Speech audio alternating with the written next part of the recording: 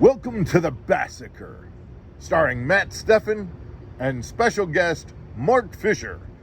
Episode 5, the Potomac River. Welcome back, everyone. We've got... I'm getting paid extra this time, right? Because announcing fee and guest host fee. Yeah, we don't have Chris this week. Is not here. Chris, unfortunately, Chris had to stay home due to family obligations. And Mark and I are slumming it in the Holiday Inn this week. This is a totally different week. No house, doing a hotel thing.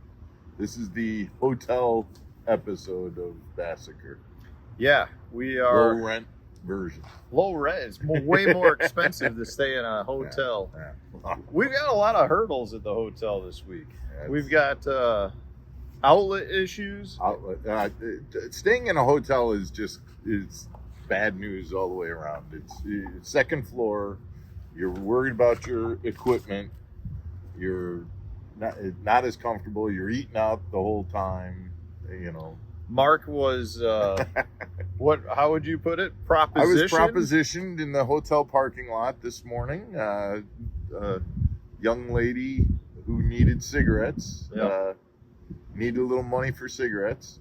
Yeah, I saw her later in the day smoking a cigarette. Yeah, this all happened while I was gone, but Mark says he did not give the cigarette, so I guess she may have found another taker on that.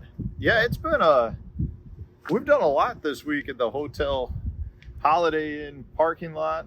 We changed the tire because I had a tire issue. The ramp at the location we're taking out of has very sharp divider lanes, and I clipped the curb pulling out and took a huge chunk out of the sidewall. I banged up a prop this week running across a shallow flat at low tide, tore that thing up terribly. We just had a lot of stuff this week. And if this was a catfish derby, I'd be winning this deal. Yeah, Potomac River has catfish. Nice ones, too. Big, nice fish. You know what else it has a lot of? Yellow perch. Yeah? Have you caught any yellow perch? Had a few follow, but nothing that I... Yeah, I'm always surprised when we're further south and we run into good yellow perch, but there's a lot of yellow perch here. It's been an interesting week. How's the fishing been? Yeah, I told you, I think after the first day, I forgot how this place is such a grind. It's a grind fish. You know, you can get into areas and you can, wow, man, I caught 5 in this one area. And then you can go 5 hours grinding and not catch anything. Yeah, but with the tides, you may have hit that right. And if I had gone through an hour later, I may not have had any bites. Yep. It's one of the most, in my opinions, confusing / difficult things about fishing tidal water. It's the practice, not necessarily the tournament, because in practice you go to all these areas you think should be good based on a tide, but they may not be good on the tide you're there. So it would be nice to have like 10 practice days to hit everything on various tides, but we just don't have that, so you're kind of limited. So you could potentially have fished through the winning area and not even know it. Yeah. And then being able to try and use that information for the way the tide is going to be during the tournament days, that's where it really gets complicated. Yeah. So what do you think? How was fishing? Like I said, there were times when it was great and there were times when it was really, really tough. I'm nervous. I'm nervous because the number of places that I found are just not that many, and I'm also nervous. And you know, there's going to be tons of guys on those places. So, yeah, parking lots. Yeah, that's how it always is. You come here. Generally speaking, I say half the field fishes in a parking lot, and I feel like that's sometimes a bad thing and it's sometimes a good thing. It means you're in the right area. And this. People who run around and if they're running, you know, following the tide or working the tide, that makes sense. But if you're running around because you're kind of spinning out and you're trying to, that's always bad news here. Yeah. Always. Yeah, we were talking earlier, like the big question for me always is, if you're not catching them where you think you should be, should you leave and go to another place where you think they might be biting? Because as soon as you leave, they could turn on. So it's one of those things, you always feel like if you're not catching fish, you always feel like you should stay, but at the same time you should go, and it just leads to potentially getting into a really bad, routine. And I think this place is it's large, but I'm calling it deceptively large, meaning you can think, well, I'm in Mattawoman, I'm just going to run across the river. That's 1.5 miles, 2 miles away, and by the time you get there and then you want to go somewhere else, you could be running around quite a bit. Yeah. And it's not, the distance isn't deceptively large. A lot of times it's the conditions. Like you could have a slight breeze blowing against the current, which could be going upstream or downstream, and it could lead to, instead of it being a 4-minute ride across the river, it could be a 15-minute ride and then 15-minute back. So you really can get stuck. Plus, it seems like the wind will kick up out of nowhere here. Yeah. So it's going to be an interesting event. I feel like I feel the same way Mark does. I've got a handful of areas that have fish in them. You don't know how many other guys found them. You don't know if you're going to hit it on the right tide. You don't know if you're going to go there and catch them, because both of us shook off most of our fish this week. So you're really trying to find an area that you get bit, with the idea that you could catch a 4-pounder anywhere you were getting bites. But the reality is, it could happen too, where you had 15 bites, you go back in the tournament and have 25 bites and you catch 10 pounds. Yeah. Like that can happen too. So I feel like both of us in our discussion have a pretty good game plan. I personally think you're looking for 12.5 pounds a day to make the top 50. And you got to get that kicker. If you can come in with 5 2.5-pound fish, great.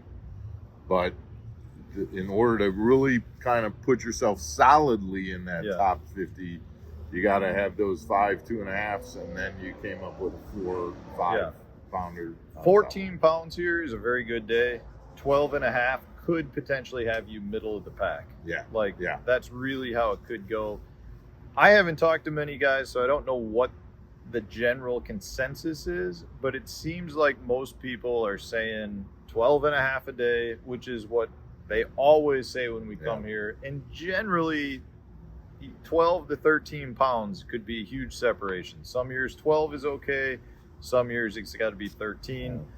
I expect the exact same thing to happen here, where you need to have 13 a day, 13. Both days, to feel like you got a shot at it. I 26 pounds is what I would think is your bare minimum for a top 50. So let's give, what's your one prediction for your best bait?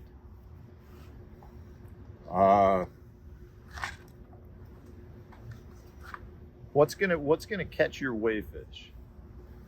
It's gonna be a Cinco, a wacky rig Cinco, because that's what I'm gonna have in my hand most of the day. 4-inch or 5-inch? No, 5-inch.